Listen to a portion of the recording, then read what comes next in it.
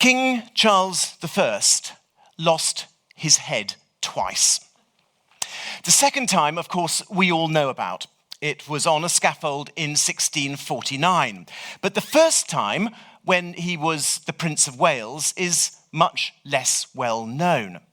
As a 23-year-old wearing a wig and a very dodgy beard, a false one, and taking the name of Mr. Smith, he rode across the whole of France with 3 companions and arrived in Madrid completely unannounced.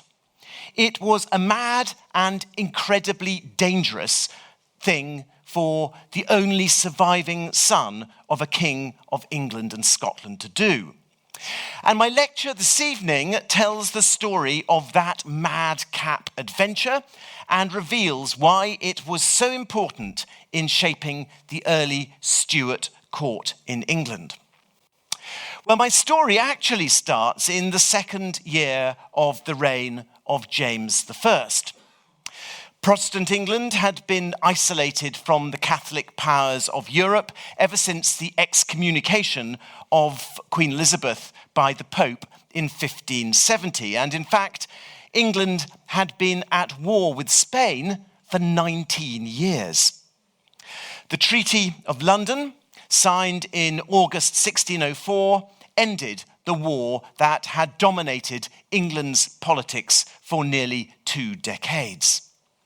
Spanish territories spread across more or less the whole of Europe, including most of Italy, and although France wasn't formally at war with England, travel abroad anywhere in the mainland of Europe was dangerous and ill-advised. Negotiations for the Peace Treaty of London took place at Somerset House in a series of protracted meetings commemorated at their conclusion by this wonderful and very well-known painting. It shows all the participants of the peace treaty on both sides. James I signed the treaty in London, but the plan was for King Philip III of Spain to ratify it in person in Spain, in the presence of Charles Howard, the Earl of Nottingham, and around 500 English courtiers. And here you see Charles Howard. Actually, this doesn't work. He's the one with the white top on, second to the window on the right-hand side. And of course, he was the man, the admiral, who had led the English fleet to the defeat of the Spanish Armada. So it was quite a nice symbolic moment when he was chosen to lead the ratification. So this vast English embassy made its way to the court of King Philip. And because this was the first time Europe was open for such a long time, it was the most splendid and extravagant appearance of the English court abroad since the Field of the Cloth of Gold in 1520. A trip to Spain was a journey to visit the centre of the European world, the capital of Europe's largest and most powerful empire. And as the English wagon train of 800 mules made their way across the sun-scorched landscape, the cream of the Jacobean court were exposed to a novel set of cultural influences. They assembled at Valladolid, the Castilian city to which King Philip III had moved his court in 1601. As the capital of Castile, it was a fine place with an ambitious but unfinished 16th century cathedral and many large houses, churches, and colleges. The royal palace was originally a private mansion built between 1526 and 1534. And in 1600, it was acquired by the Duke of Lerma, who sold it to King Philip III the following year. The palace remains, but it's been much altered from its 17th century form, and it's now a military headquarters. I'm showing you an old postcard of it here. Since the postcard was made, there have been further alterations to it, eroding more of its historic character. But what the English visitors saw was this. a double courtyarded residence with an early Renaissance-style architecture, very similar to Henry VIII's houses in England. Much smaller than Hampton Court or Greenwich, but I think very familiar to the Jacobean courtiers in the arrangement of rooms which graduated from the public to the private quarters of the king. It must have been an immensely exotic and exciting time because the Spanish laid on magnificent entertainments, a triumph, bullfights, a tournament, a parade, masks and feasts. It was noted by the English visitors that the royal palace was, and I quote, furnished with many excellent pictures, all the good ones made by the Italians or out of Italy. Well, despite embodying the future hopes of king and country, in his teens, James I's second son, Prince Charles, who you see here, was a lost figure at court. He'd been robbed of his elder brother, Prince Henry of Wales, in 1612, and the following year, his beloved sister Elizabeth had married Frederick IV, Elector of the German Palatinate. When they left England, Charles was left to his own devices at St. James's Palace, where he continued to receive his princely education devised for him by the king. James made little or no effort to involve him in the governance of the land, and Charles had no political influence. Worse still was the fact that in 1614, the king's licentious eye fell upon a new favourite, George Villiers, who you see here, who accelerated himself into James's affections and capturing them completely by early 1616. Charles was now more than ever a bystander at court, his father's attention completely captured by his new love. Soon, the king had adopted Villiers as his son, so he called him, and the king became Villiers' dear dad.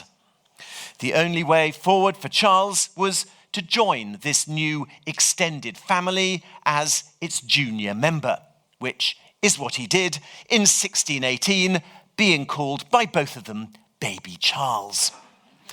For the last 6 years of James I's reign, England was effectively governed by this triumvirate of men. Well, after the death of his brother, Charles became the focus of intense speculation about his marriage. These centred on the possibility of him marrying Philip III of Spain's daughter, the Infanta Maria Anna, who you see here, a project which had strategic benefits to both nations, but which was beset with problems. The marriage was promoted by the Spanish ambassador in London, Don Diego Sarmiento da Ancona, Count of Gondomar, and also by George Digby, Earl of Bristol, the English ambassador in Madrid, who painted such an attractive picture of the Infanta that Charles completely fell for the idea of marrying her. In early 1623, with marriage negotiations bogged down in matters of religion, Charles and Buckingham conceived a plan to appear unannounced at the Spanish court in Madrid and win the hand of the princess, blasting away the contractual niceties.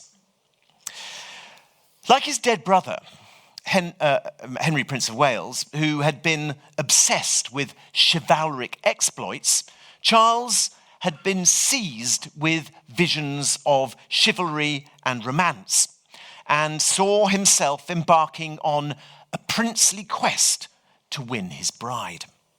And this quest may have been given additional romantic allure by the fact that his father, as a young king, had made the hazardous journey across the North Sea from Leith Docks in Edinburgh to rescue his bride in Norway, as she was then, Anna of Denmark, in 1589.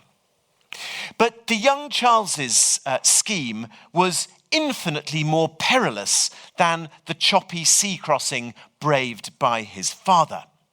It was winter and it was Lent, and Charles and Villiers planned to ride incognito across France with only 3 servants, arriving unannounced at Europe's most splendid and formal court, wearing nothing but their riding clothes. Well, in March 1621, King Philip III had died, and his heir, Philip IV, was a youth of just 16, dominated by his tutor, Gaspar de Guzman, Count of Olivares.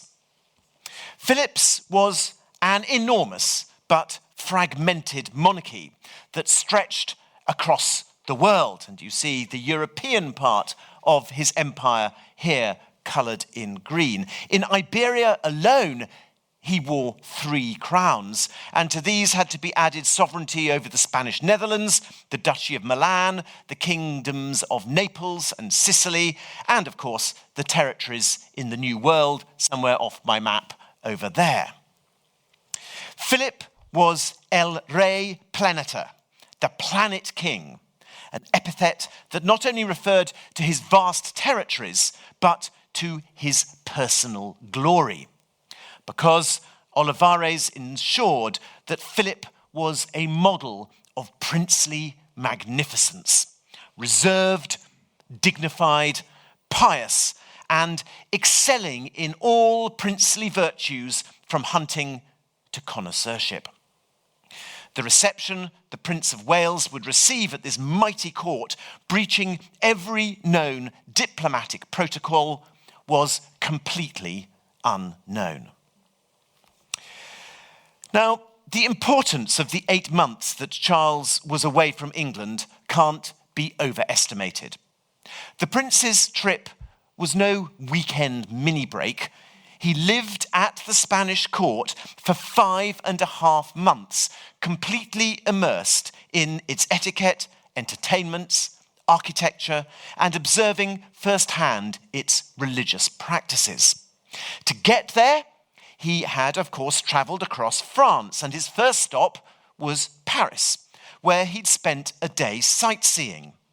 In fear of being unmasked, he and Villiers, who were travelling as Jack and Thomas Smith, rather unimaginatively, bought new periwigs and, in disguise, obtained access to the French court at the Louvre. There they saw the Queen Mother dining in public, the King in his gallery, and the Queen and her ladies practicing for a masque. Leaving Paris, they embarked on a 10-day, 500-mile dash for the Spanish border, which they crossed, and 3 days later, on March the 7th, they reached Madrid. Having ridden on ahead, Charles and Villiers arrived at the house of the English ambassador to the Spanish court, the first Earl of Bristol, with only 1 servant. His surprise was absolute, and his consternation was extremely deep. Madrid, which you see here in a 16th century view, had become the principal seat of the Spanish court in 1561 and had begun to acquire the appearance of what I think we would today call a capital city. It was not a particularly promising location. At the centre of the landmass, if you think of it in your mind, in the middle of that big bulge of the peninsula, it had a very meagre river. It was boiling hot in summer. It was freezing cold in winter. But nevertheless, by 1623, there were some 10,000 private houses, including many fine mansions belonging to the nobility. King Philip III had commissioned his court architect, Juan Gómez de Mora, to build a huge civic square, symmetrically lined with houses above arcades. This, the Plaza Mayor, according to Sir Richard Wynne, one of the English sent by sea to attend Prince Charles on his arrival, was, and I quote, "the only thing in that town which a man could stand and look at." A broad street, the Calle Mayor, led up to the Alcazar, the royal residence, situated in a large medieval fortress on rising ground to the west of the city.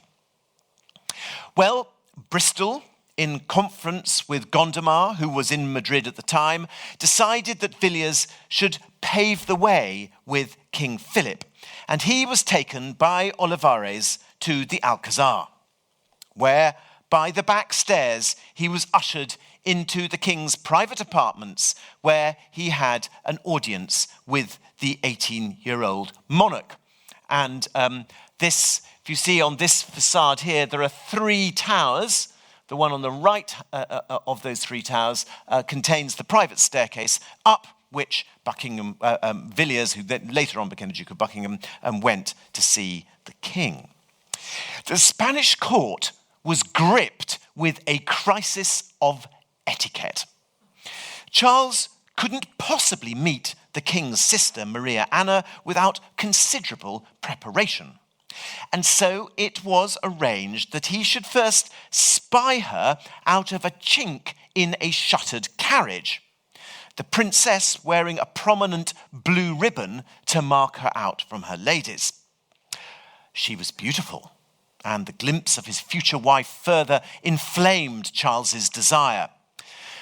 The protocologists convened a council to determine the proper steps for the reception of this English prince at court.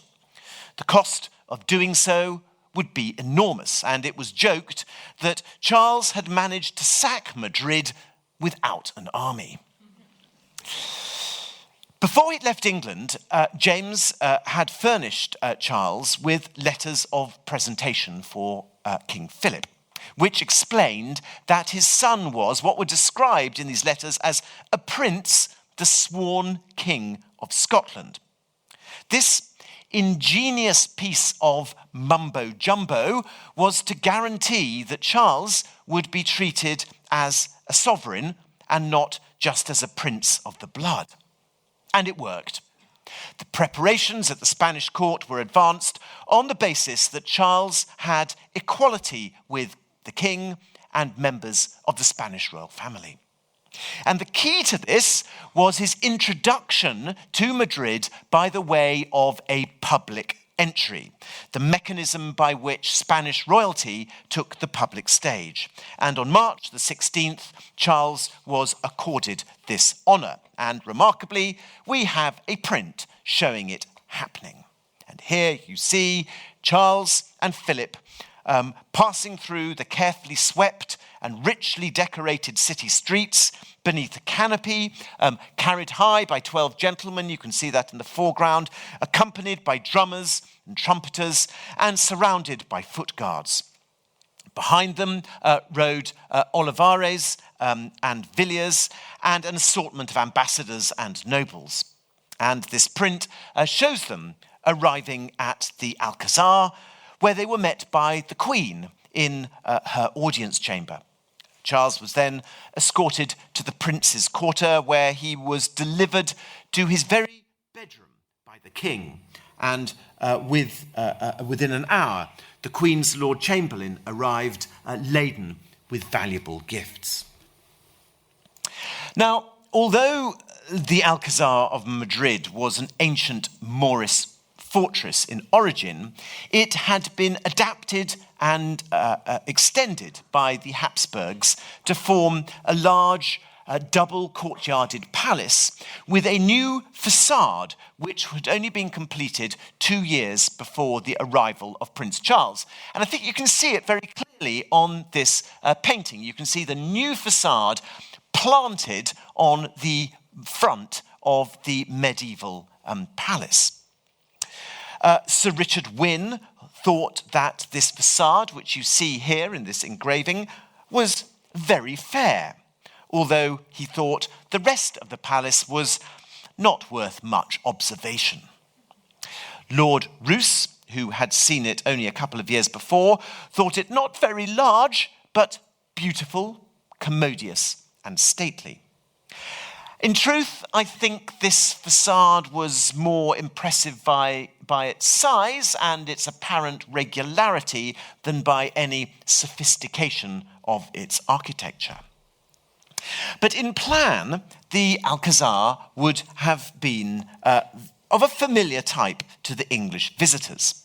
It comprised two courts, which I think you can see there, one for the king on the left-hand side and the other for the queen on the right-hand side. The royal family occupied the principal floor, and below were not only offices of state, but there were various commercial enterprises tucked in the vaults.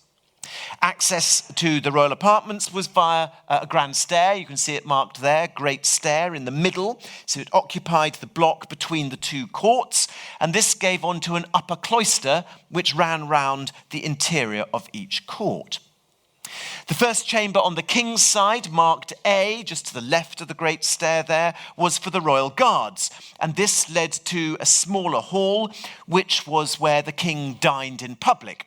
That's marked B.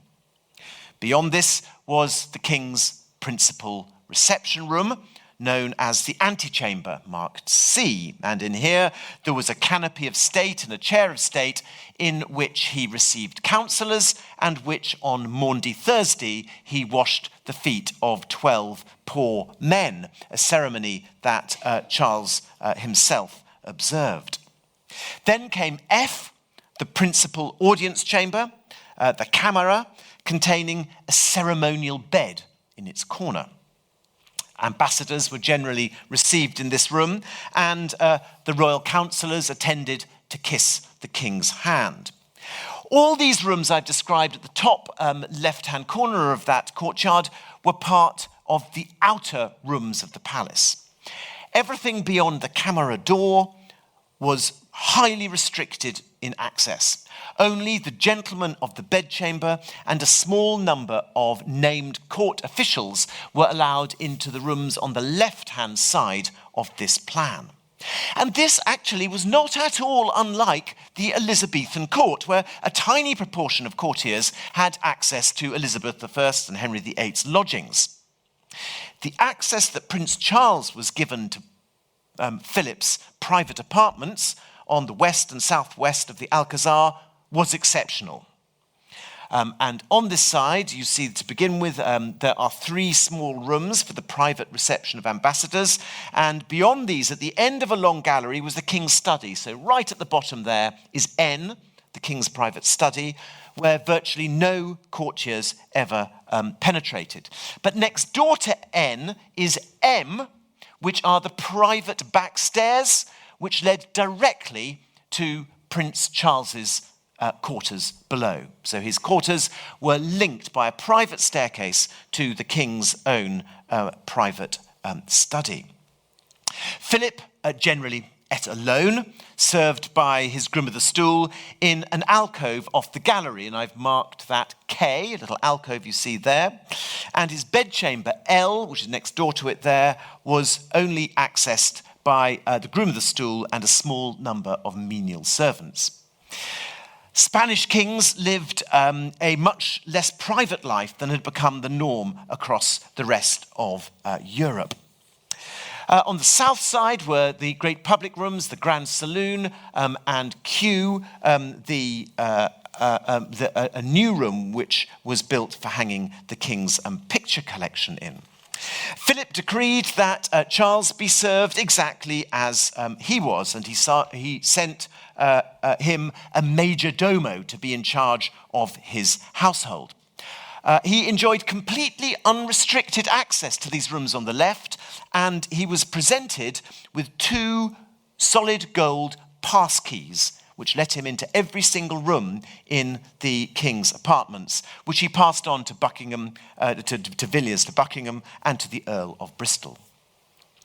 The king saw to it that there were entertainments every single day. In quieter times, and here you see Madrid, and up here you see the Alcazar, And next to it, you see the hunting parks, which continued on the other side of the river.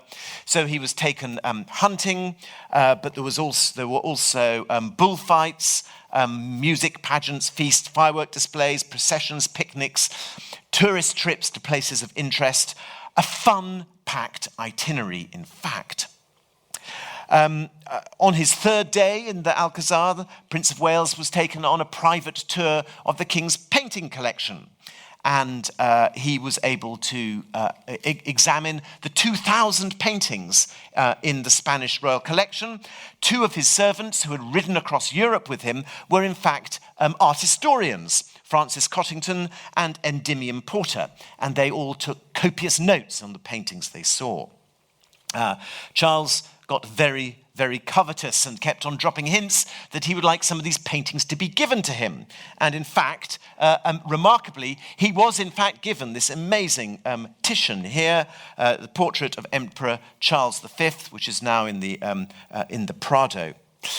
Various other paintings were collected and bought on the open market in Madrid, the prince getting incredibly enthusiastic, particularly for the Titians, and he packed this beautiful and erotically charged painting by Titian, Woman with a Fur Coat, which is now in the Kunsthistorisches Museum in Vienna, into his baggage. Charles also went to the Escorial, the colossal palace-cum-monastery 28 miles north of Madrid. It had been started by Philip's grandfather and was rather an odd building that combined a monastery, which you can see right in the centre of the plan, with a royal palace, which is the tiny little bit at the top. The English were rather bemused by this, and in fact, one of the visitors, Sir Richard Wynne, said, "This was never intended as a king's palace, but for the godliest monastery in the world, which in fact it is." Well, at the end of their tour, the royal party and their swollen baggage train managed to make their way across the hot plains to the coast and sailed back to England. But these negotiations for a marriage between a Protestant prince and a Catholic princess was never going to be straightforward, and nor were the European power politics that lay behind the dynastic alliance. Discussions were detailed, they were vexed, they were lengthy, and as negotiations dragged on in Spain, and while Charles and Buckingham consumed £30,000, which is what they'd brought with them, preparations were afoot in England to receive the Infanta. In fact, the day after Charles and Buckingham arrived in Madrid, there was a discussion at court about which houses in London would be most suitable for receiving the Infanta and her entourage. And it was decided that St. James's and Somerset House should be given to her, but her usual residence should be at St. James's Palace. And preparing St. James's Palace was going to be a complicated issue because it was necessary to provide for her Catholic religion. The Pope had granted a dispensation for her to marry a Protestant on the condition that her religion could be freely practiced in her own establishment. And this necessitated the building of a new chapel. And both Somerset House and St. James's were inspected by the Spanish ambassador, who was insistent on the construction of new Catholic chapels immediately. And these were required by a distinguished panel of Spanish theologians, not just to be private chapels, but to be public churches, which were, and I quote from the document, sufficiently large in which all the divine offices may be celebrated and where Catholics may be buried with the ceremonies that are customary. Well, work went ahead very quickly to try and construct a chapel that was satisfactory to the French theologians and would fit in with the palace at St. James's. And you will all know that this building here was the building that eventually was begun, but not completed at this point, because as the Spanish match collapsed and James and Charles started to be interested in a French princess, work slowed down and eventually halted. On March the 27th, 1625, King James died, and the day after, the Privy Council met at St. James's Palace to kiss the new king's hand. At first, as a mark of respect, Charles kept to his bedchamber, but a few days later, he slipped through St. James's Park and took up residence at Whitehall. In 1625, Charles's reign started with a revolt against the behaviour of his father's court. A proclamation of May that year stated, and I quote, "In the late reign of our most dear and royal father, we saw much disorder in and about his household by reason of the many idle persons and other unnecessary attendants following the same, which evil we, finding to bring much dishonour to our house, have resolved the reformation thereof." Charles was a small, neat, private man whose world picture was ordered, moral, and hierarchical. He'd been repulsed by the Jacobean court's disorder, coarseness, and sexual ambiguity, and was uncomfortable with his father's lack of dignity and majesty. Within days of his accession, he reasserted court regulations that had dated from Tudor times, establishing regular times and days for all his activities, a habit he kept to the end of his life. The emphasis on dignity and order was reinforced by his marriage to the moralistic and prudish French princess Henrietta Maria, and, crucially, by his experiences at the Spanish court. Because it was only 2 years before he came to the throne that he had been exposed to the extreme privacy and asceticism of the Spanish monarchy. Order, dignity, and deference reigned in Madrid in a way that he had probably never thought possible in the chaos of James I's Whitehall. Returning to England, Charles even briefly adopted the extremely sober Spanish fashions of court dress. And this is a portrait that was done immediately on his return from Spain, and he's dressed in this very, very sober Spanish fashion, which had captured his imagination at the Alcazar. No wonder John Chamberlain, a close and acute observer of the court, thought, and I quote, that the court was more strait and private than in former time. And in 1701, Sir Philip Warwick could call it the most splendid and regular court in Christendom. A slightly more sceptical observer was Lucy Hutchinson, daughter of the Lieutenant of the Tower of London. And she could recall that King Charles was temperate, chaste, and serious, so that the fools and bawds, mimics and catamites of the former court grew out of fashion. But she also noticed that the nobility and courtiers did not quite abandon their own old debaucheries, but yet had the reverence to the king to retire into quiet corners to practice them. Well, historians are very rude generally about Whitehall Palace. It's generally considered to be incoherent, confusing, and old-fashioned. King James had had very little time for Whitehall, but it was in fact a well-ordered, carefully maintained, and smoothly functioning royal residence.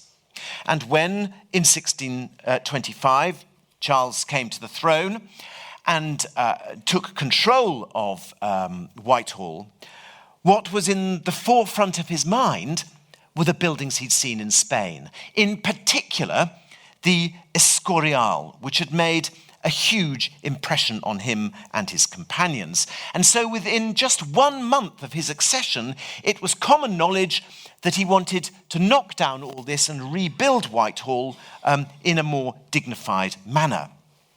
A drawing that's now at Chatsworth House shows a design which probably dates from that year, showing perhaps what was in the king's mind.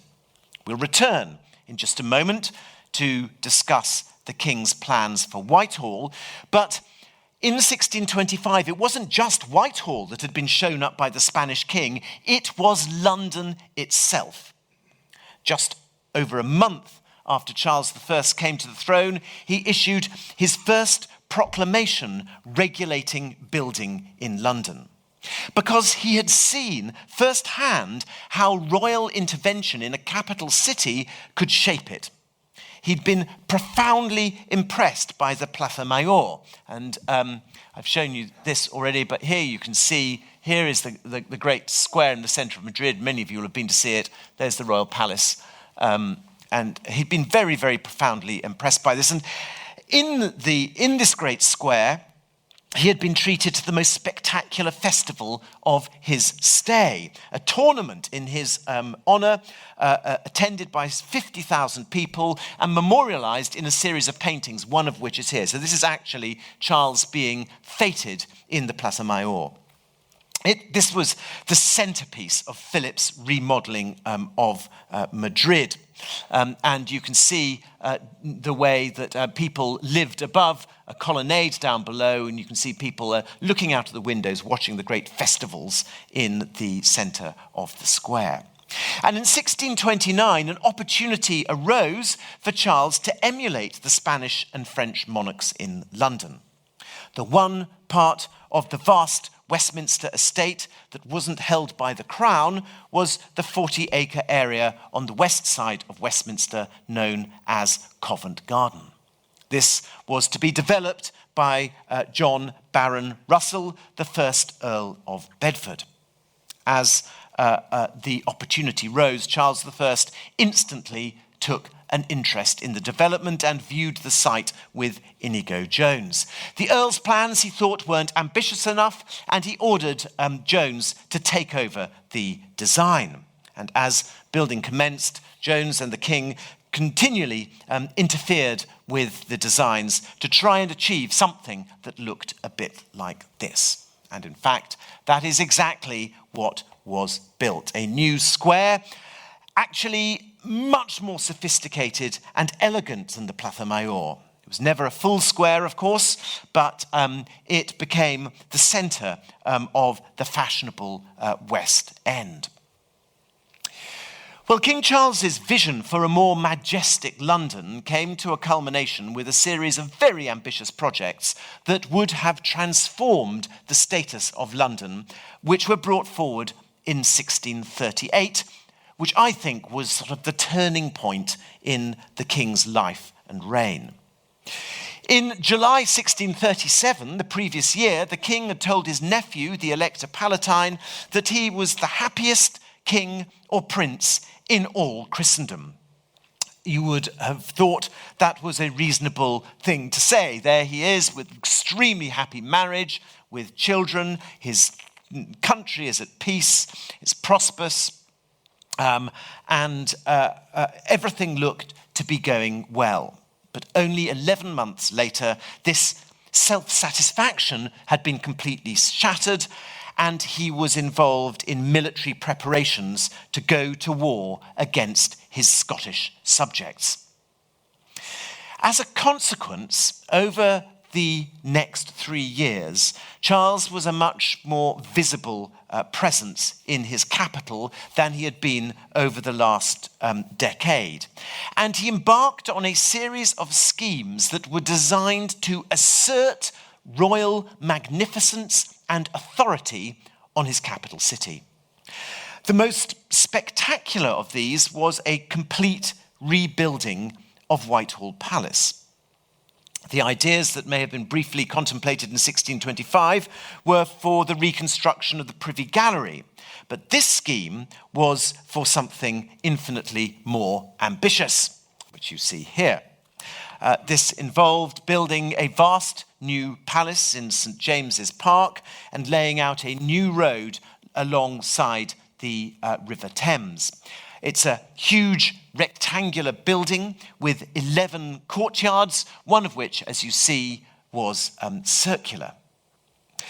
This plan was almost certainly based on Charles's experience at the Escorial, which he had seen in 1623. It's also possible that his designs were based on another Spanish influence, a book published by a Spanish Jesuit called Juan Bautista Villalpando, which was a reconstruction of the Temple of Solomon. And you see one of the facades here, but it also had a series of multiple courts. But what's certain is that Charles was very, very closely engaged in these designs. There were lots of details that were sketched out. But of course, sadly, England was on the brink of civil war, and the Whitehall plans never progressed any further than on the paper on which they were drawn. But Whitehall was by far and away Charles's most favoured and frequently visited residence. In contrast to his father, Charles moved to Whitehall wherever he had the opportunity. And Whitehall, this is my reconstruction of the plan of Whitehall in the early part of the reign of Charles I, had the most extensive privy lodgings, private quarters, of any of the royal palaces. So the whole of the area from 18, 17, 16, 15, 13, 12, 10, all those rooms there are his private lodgings and include this hugely long gallery here, which is numbered number 9. And these rooms, exactly like the rooms in the Alcazar, which he'd seen on his trip, became the centre of his collecting activities. Soon after his return from Spain, he ordered his first inventory of paintings, including the Titian that he had bought in Madrid. And 2 years later, he began to commission and purchase large numbers of pictures. And in 1627, most famously, he bought the huge collection of Renaissance paintings from the Duke of Mantua for nearly £16,000. And almost all of these objects came to Westminster and were shown in these private rooms in Whitehall and also in some private quarters in St. James's. And perhaps the most famous painting that he commissioned from Van Dyck, which is known as the Great Peace, was specifically commissioned for the end of this great gallery here. It hung on that wall there, and what it represents is the view that you would have actually seen if there hadn't been an end wall and a painting on it, because over his shoulder you can see Parliament. You can see Westminster, the old Palace of Westminster. And here is the king with his wife and his children, a very domestic scene, but you've no doubt that he's the monarch. You've got his crown, you've got his scepter, and over his shoulder you can see Parliament. And these private rooms, which you see on the left-hand side here, were overflowing with works of art by Titian, of course, but also Raphael, Correggio, and others.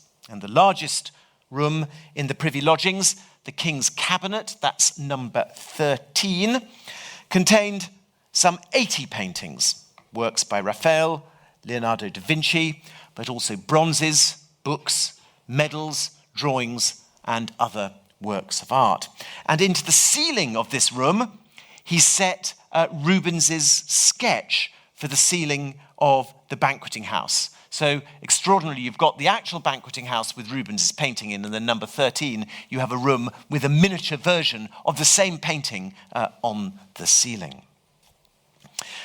Well, it's been a bit of a trope of historians to link royal art collecting and the display of power. But what is abundantly clear from this plan on the screen is that none of Charles I's collections were accessible to anybody outside his bedchamber and a few invited guests. And those people who were allowed in could only see his art at Whitehall and St James's. There wasn't any of the great collections at any of the other palaces.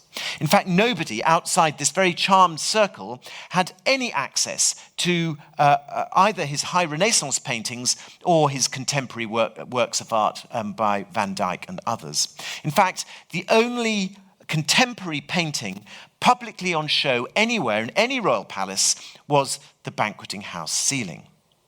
And this, ladies and gentlemen, is the fundamental truth about Charles's court.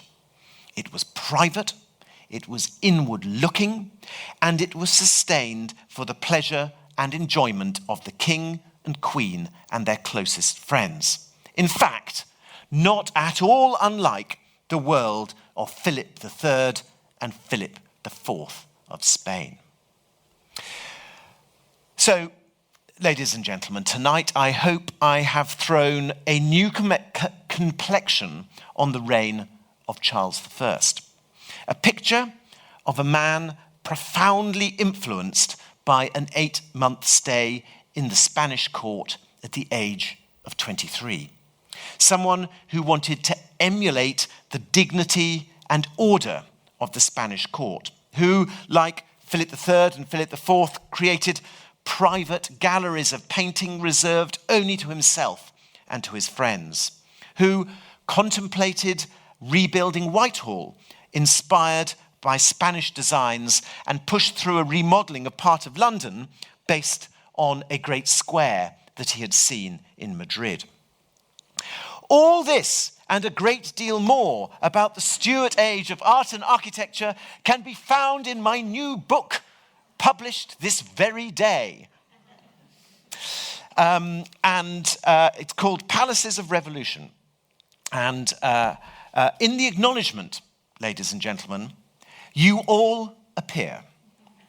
Because I'm extremely grateful, as always, to my audiences at Gresham College, who have provided through your incisive questioning after my lectures all sorts of insights that I would never have thought of before. And there will be 3 more opportunities this year in our programme to contemplate the story of the Stuart court. Professor Anna Whitelock will be talking about James I and the wider world. Dr. Anna Kay about the interregnum, and myself about Inigo Jones. But for now, ladies and gentlemen, I will end my talk and pass over for some questions. So the first question is quite a straightforward one. Did Charles speak Spanish? I don't think so, no. He didn't. But of course, the Earl of Bristol did. So, the ambassador, so there was someone there to keep him company. And why was Charles given access to everything? What was special about him from the Spanish's point of view? This is all about equivalence of status, and this is why James I's letter of introduction was so disingenuous and so clever, because he gave the impression that in some way Prince Charles was the King of Scotland. And the etiquette would therefore mean automatically, without any debate, any discussion, they are accorded equal status. 2 kings, no question. And so it was a clever ploy, and it worked. And of course, all the doors, literally all the doors, opened with his magic gold key. I'd like to ask you, what do you think of Waldemar Janacek's comments that Charles's love of painting was so great, he spent so much money, he was the only king destroyed by his love of art? Well, this is very, very interesting. Charles has got a very big billing for his collecting of paintings, and he's sort of known as the great connoisseur king, and arguably the court of Charles I is better known than the court of any other English monarch because of the genius of Van Dyck, who captured it, and I showed you a couple of the paintings there. He's such a great, great painter. But the reality of it, if you get down to the pounds, shillings, and pence, is fundamentally different. Because Charles I spent considerably more money on tapestry than he ever spent on painting. And he spent 10 times more money on ships, on building ships, than he ever did on buying tapestry or paintings, and again, another 10 times more money on buying jewels and clothes for himself and his wife than he did on ships. So actually, if you look at the hierarchy of the luxuries that Charles I is buying, easel painting is right down at the bottom. And the reason that it stands out today is the privilege that is given by contemporary society, contemporary art historians and contemporary history to easel painting over all other types of artistic endeavour. So yes, he was a great collector of paintings, but and he absolutely loved them. But if you're looking at the money, and he did spend a lot of it, the paintings weren't the most expensive bits. Is there any link between the nursery rhyme, I had a little nut tree, nothing would it bear, and Charles's visit to Spain? Now this, ladies and gentlemen, is what I mean by learning from Gresham audiences. I have no idea, but I am going to go home and I'm going to look it up. And that's a very interesting point. Thank you very much. Was the collection, presumably was dispersed afterwards, and we have records of where all the paintings went, and that helps to sort of cement this picture of him as a great art collector. Is that correct? Yes, of course. This is the amazing thing about Charles I. I mean, there are two huge inventories of royal possessions. There's one which is done in 1547 when Henry VIII dies, and there is one that's done in 1649 when Charles I is executed. They're about 100 years apart. And what it enables you to do in a really extraordinary way is see exactly how the royal collection developed over those 100 years. You can work out what it was that Charles I acquired, but as you say, very importantly, quite a few of the inventories taken after the king's death actually specify the room in which things are hung. And that is what enables me to be so convinced that the modern and Italian paintings were all in those private rooms and were not in the public parts of the palace. And it's the evidence that we have, which we don't really have for Elizabeth I, and actually we don't really even have for Charles II. So it's a unique snapshot provided by these extraordinary inventories. A fascinating story, thank you. Would you care to speculate on how Charles's life might have panned out if his marriage to the Spanish princess had actually somehow happened?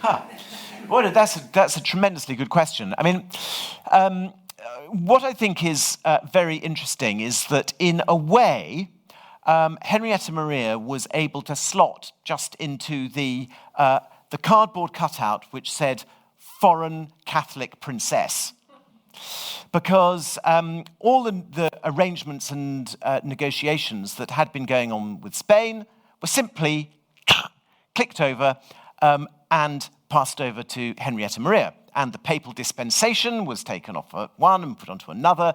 The Catholic Church was taken off one onto another. The restrictions and the privileges allowed to the marriage were taken one to the other. So I suspect that actually things would have panned out very similarly. And of course, the really important thing about the Catholic marriage is that it contaminated Charles I's own religious policy and in many ways led directly to the Civil War. And to be honest, French princess, Catholic princess, Spanish princess, Catholic princess, they were the same thing. I have one Or question from the online audience, and then I think we'll have to draw it to a close, Simon. There are a great many equestrian portraits of Charles, both in paintings but also on British coinage. To what extent was this due to Spanish influence? I don't think that it was really heavily due to Spanish influence. I mean, equestrian portraits were European-wide in the 17th century, popular, and there are equestrian portraits of James I. I think you've got a European fashion there for the portrayal of monarchy and actually aristocracy as well. And the king is participating in a European-wide sort of artistic iconography. Thank you very much, everybody.